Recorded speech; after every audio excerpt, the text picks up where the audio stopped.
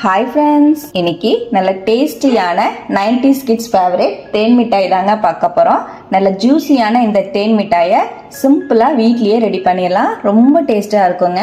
எல்லாருக்குமே பிடிச்ச இந்த சிம்பிளான தேன் மிட்டாயை எப்படி செய்யறதுன்னு பார்க்கலாங்க. தேன் மிட்டாய் செய்யறதுக்காக இப்போ நான் ஒரு பாத்திரம் வச்சிருக்கேங்க. அதில் ஸ்ட்ரெயினர் வச்சுக்கிறேன்.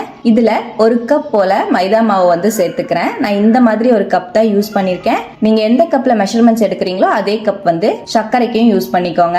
இதோடவே அரை டீஸ்பூன் போல பேக்கிங் பவுடர் சேர்த்துக்கலாம். இப்ப மைதா மாவையும் பேக்கிங் பவுடரையும் சேர்த்து நல்லா சலிச்சுட்டு இதுலயே ஒரு டேபிள் ஸ்பூன் போல கார்ன்ஃபிளவர் மாவு சேர்த்துக்கிறேங்க. கார்ன்ஃபிளவர் மாவு சேர்த்து நல்லா ஜலிச்சு விட்டுக்கலாம். இப்போ எல்லாத்தையும் சேர்த்து நம்ம ஒன்னா மிக்ஸ் பண்ணி விட்டுக்கலாங்க.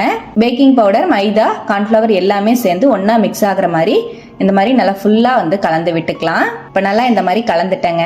இதோடவே நான் கேசரி பவுடர்ல கொஞ்சமா தண்ணி கலந்து நான் சேர்த்துக்கிறேன். நான் ரெட் கேசரி பவுடர் சேர்த்திருக்கேங்க. நீங்க எந்த கலர் வேணாலும் மிக்ஸ் பண்ணிக்கலாம். ஆனா நம்மளுக்கு தேன் மிட்டாய் ரெட் கலர்லயும் லைட்டா ஆரஞ்சு கலர்லயும் தான் இருக்கும். அதனால நான் லைட்டா ஆரஞ்சு கலர் இருக்கிற மாதிரி கேசரி பவுடர் பிஞ்ச் அளவுக்கு சேர்த்து தண்ணியில நல்லா மிக்ஸ் பண்ணிட்டு அதை நான் சேர்த்துக்கிறேன்.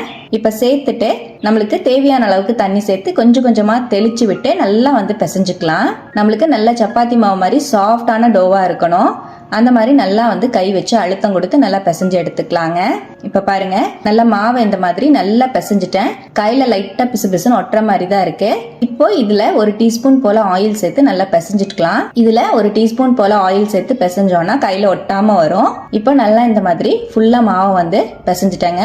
இந்த மாதிரி பிசைஞ்சிட்டு ஒரு 10 நிமிஷம் போல அப்படியே மூடி போட்டு வச்சிருவோம். நம்ம சுகர் சிரப் ரெடி பண்ணிக்கலாங்க தேன் மிட்டாய்க்கு. அதுக்காக அடுப்புல பாத்திரம் வச்சிருக்கேன். நம்ம எந்த கப்ல மைதா எடுத்தோமோ அதே கப்ல ஒரு கப் போல சர்க்கரை சேர்த்துக்கிறேன். ஒரு 3/4 கப் போல தண்ணி சேர்த்துக்கலாம். சர்க்கரை நல்லா கரையிற அளவுக்கு நம்ம கலந்து விட்டுக்கலாங்க. சர்க்கரை நல்லா கரைஞ்சு நம்மளுக்கு நல்ல பிசுபிசுப்பு தன்மை வரணும். அந்த அளவுக்கு நம்ம சர்க்கரை பாகு ரெடி பண்ணி எடுத்தோம்னா சரியா இருக்கும். இப்ப பாருங்க, நல்லா கலந்து விட்டுக்கிறேன். சர்க்கரை நல்லா மொத்தமா கரைஞ்சிருச்சு. நல்லா கொதிச்சிட்டு இருக்கு. கையில எடுத்து பார்க்கும்போது நல்லா பிசு பிசுன்னு ஒட்டணும். நம்மளுக்கு கம்பி பதத்துக்கு முன்னாடி ஸ்டேஜ்ல இருந்தா போதும். கம்பி பதம் வரணும்னு அவசியம் கிடையாது. இப்ப நல்லா கலந்து விட்டுட்டேன். அவ்வளவுதான், நம்மளோட சக்கரை பாகு ரெடி ஆயிடுச்சு. இப்ப கீழே எடுத்து வச்சிருவோம். இப்போ நம்ம தேய்ச்சி வச்ச மைதா மாவை நம்ம நார்மலா சப்பாத்தி எப்படி தேய்ச்சி எடுப்போமோ அதே போலவே நம்ம தேய்ச்சி எடுத்துக்கலாங்க. லைட்டா மைதா மாவு டஸ்ட் பண்ணி விட்டுட்டு நல்லா இந்த மாதிரி தேய்ச்சி எடுத்துக்கலாம். ரொம்ப சன்னமா தேய்க்காம ஒரு அரை இன்ச்சுக்கு மொந்தமா இருக்கிற மாதிரி நல்லா தேய்ச்சி வச்சுக்கலாங்க. இப்ப நல்லா இந்த மாதிரி மொந்தமா தேய்ச்சிட்டேன். நம்ம கிட்ட இருக்கிற வாட்டர் பாட்டில் மூடியோ இல்லைன்னா கேக்குக்கு இந்த மாதிரி நாசில்ஸ் இருக்கும், அதோட பேக் சைடு யூஸ் பண்ணி நம்மளுக்கு தேவையான சைஸுக்கு ரவுண்ட் ரவுண்டா கட் பண்ணி எடுத்துக்கலாம். நான் இந்த மாதிரி நாசில் யூஸ் பண்ணி கட் பண்ணி காமிக்கிறேன் பாருங்க. இந்த மாதிரி அழகான ஷேப்ல கிடைக்கும். அதே மாதிரி வாட்டர் பாட்டில் மூடி இருந்தா கூட நம்ம ரவுண்ட் ஷேப்புக்கு கட் பண்ணி எடுத்துக்கலாம். ரொம்பவே ஈஸியா இருக்கும். அவ்வளவுதான். இப்ப இதே போலவே இருக்கிற மாவுல எல்லா ரவுண்டையும் நான் இது போல கட் பண்ணி எடுத்துக்கிறேன். இருக்கிற எல்லா மாவையும் இதே போலவே நான் ஷேப் பண்ணி கட் பண்ணி எடுத்துக்கிறேன். மீதி இருக்கிறதையும் இதே போலவே நம்ம தேய்ச்சி மறுபடியும் கட் பண்ணி எடுத்து வச்சுக்கலாம். இப்ப பாருங்க, நான் எல்லாத்தையுமே கட் பண்ணி எடுத்து வச்சுட்டேன். இந்த மாதிரி அழகா கட் பண்ணி எடுத்து வச்சுக்கோங்க. இந்த தேன் மிட்டாயை ஆயில போட்டு பொரிச்சு எடுத்துக்கலாங்க. அதுக்காக அடுப்புல ஆயில் சூடுபடுத்தி இருக்கேன். மீடியமான ஹீட்ல ஆயில் சூடுபடுத்திக்கோங்க.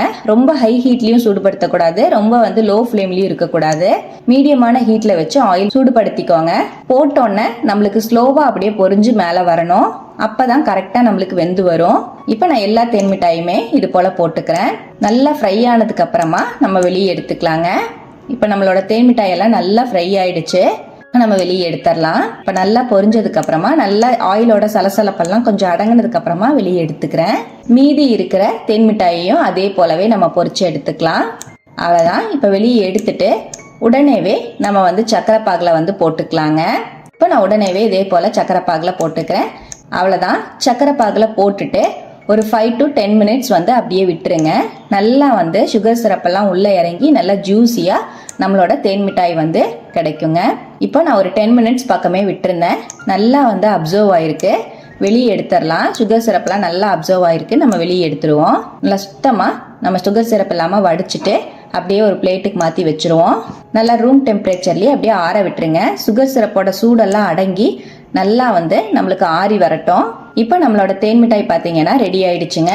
நல்லா ஜூஸியா நல்ல சுகர் சிரப்பெல்லாம் உள்ள அப்சர்வ் ஆகி டேஸ்டான நம்மளோட 90s கிட்ஸ் ஃபேவரட் தேன் மிட்டாய் ரெடி ஆயிடுச்சுங்க. அவ்வளோதான். மேலே லைட்டாக சுகர் பவுடர் இருந்தால் நீங்கள் டஸ்ட் பண்ணி விட்டுக்கலாம். நான் வந்து சுகர் பவுடர் டஸ்ட் பண்ணல, அப்படியே தான் விட போகிறேன். அவ்வளோதாங்க, நல்ல ஜூஸியாக டேஸ்டியான தேன் மிட்டாய் ரெடி. சின்ன வயசில் பெட்டிக்கடைகளில் நிறைய நம்ம வாங்கி சாப்பிட்ருப்போம். இதை வீட்லேயே சிம்பிளான இன்க்ரீடியன்ஸ் வச்சு நம்ம ரெடி பண்ணிடலாங்க. ரொம்ப டேஸ்டாகவும் இருக்கும். இப்போ நான் ஒரு தேன் மிட்டாயை உங்களுக்கு பிச்சு காமிக்கிறேன் பாருங்கள். உள்ள எவ்வளோ சாஃப்டாக நல்ல ஜூஸியாக இருக்குது பாருங்கள். நல்லா ரொம்ப சூப்பராக இருக்கும். இதே போல் நீங்களும் இந்த டேஸ்டியான தேன் மிட்டாயை ட்ரை பண்ணி பார்த்துட்டு எப்படி வந்ததுன்னு மறக்காமல் கமெண்ட்டில் ஷேர் பண்ணுங்கள்.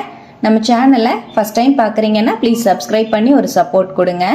லைக் பண்ணி ஷேர் பண்ணி கமெண்ட் பண்ணுங்கள். Thank you friends. பாய்.